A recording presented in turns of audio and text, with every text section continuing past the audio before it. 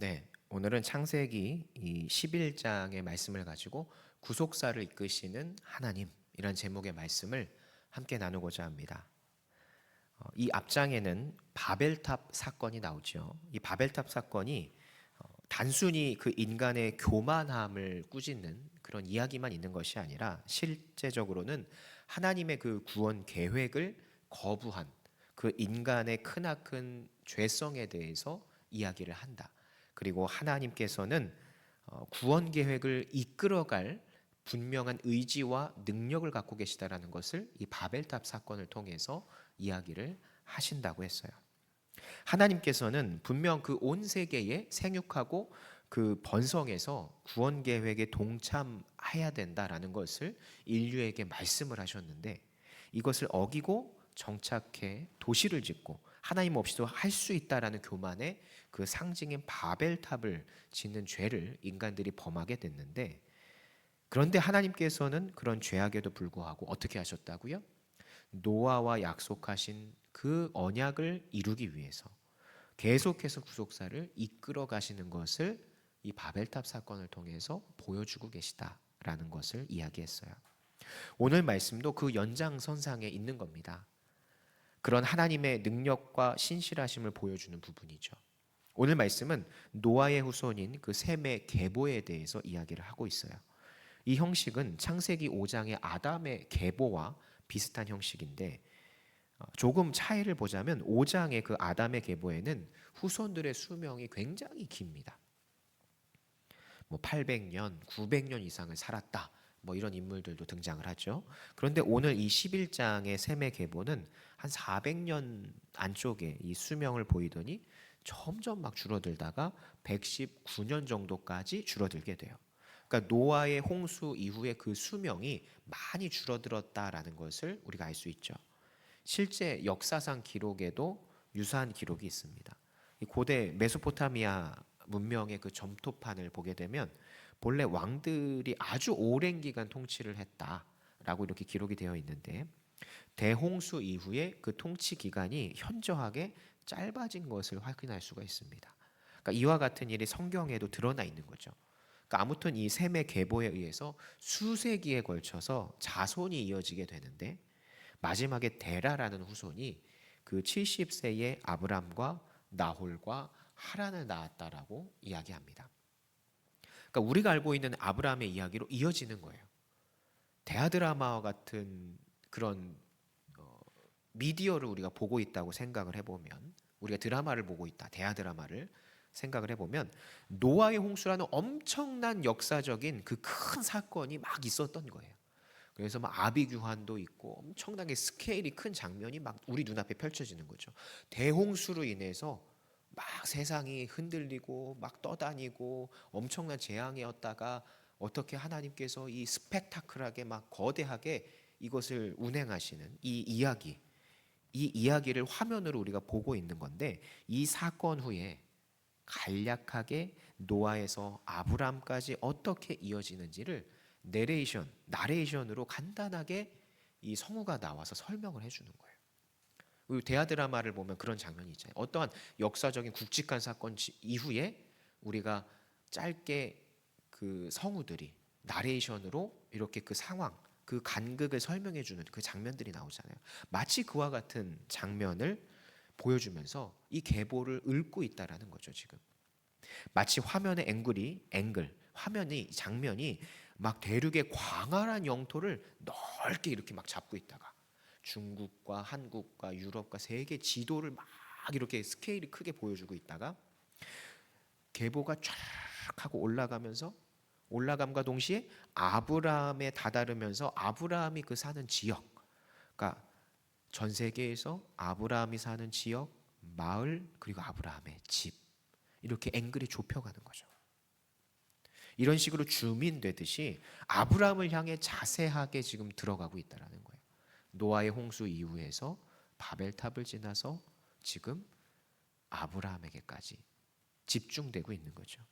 그러면 오늘 이 말씀이 노아의 그 후손들의 계보인데, 이게 무슨 의미가 있는 걸까?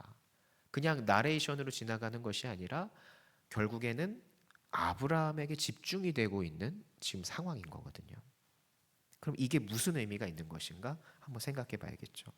오늘 본문은 17절 정도의 짧은 부분이지만 실제 역사상의 길이로는 수백 년 이상을 지나가는 긴 기간입니다.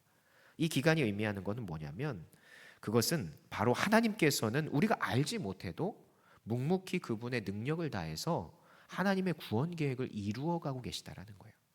우리가 보기에는 긴 기간임에도 별일이 없었던 것처럼 보이지만, 그리고 우리가 지금 살고 있는 시대에서도 하나님이 무슨 일을 하시는 걸까 싶지만, 실제적으로는 하나님이 그 긴 기간 동안 이 계보를 통해서 아브라함에게까지 이어지고 아브라함으로부터 예수 그리스도까지 이어지는 그 과정을 하나님은 치밀하게 그 수백 년 이상의 역사를 주관하시고 만들어 가시고 이끌어 가고 계신다라는 것을 이 계보를 통해서 보여주시는 거예요. 하나님이 작정하신 구원 계획을 차곡차곡 실행하기 위해 준비하고 계시다는 것을 보여주신다라는 거죠. 여러분, 우리는 한평생을 길게 살아봐야 100년입니다. 그 100년 안에도 수천 번, 수만 번 하나님과의 약속을 지키지 못하고 하나님이 주신 약속을 기다리지 못해서 우리가 다른 길로 세워버리는 일이 비일비재한데, 하나님께서는요 그분의 약속을 한 번도 어그러뜨리시거나 꺾으시거나 한 적이 없다라는 거예요. 우리가 죄를 짓고 배신하지 않는 한, 우리의 죄에도 불구하고 오히려 신실하게 그분의 대의, 그 하나님의 구원 계획을 묵묵하게 지금까지 이어가고 계신 것을 우리는 확인할 수 있죠.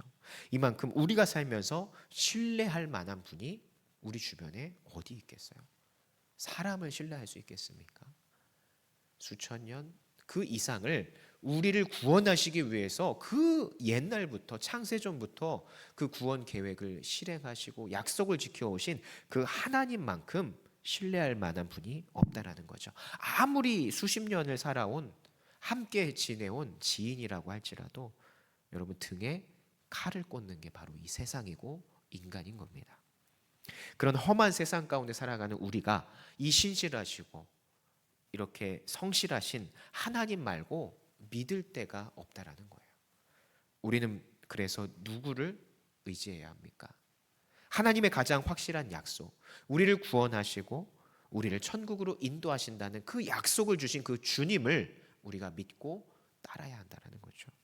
우리가 어려움에 처할 때 우리를 어려움에서 건져주실 하나님을 의지하고, 우리가 길을 잃었을 때 우리를 인도하실 하나님을 그래서 우리가 의지해야 한다는 거예요. 하나님은요 우리가 하나님을 신실하게 의지하고 믿을 때 아담에서부터 노아 그리고 셈에서 아브라함까지 이어지는 하나님의 계획을 이루어 가신 것처럼 우리를 향한 구원의 계획, 우리에게 주신 약속 또한 우리의 생에서 이루어 주실 분이라는 거죠.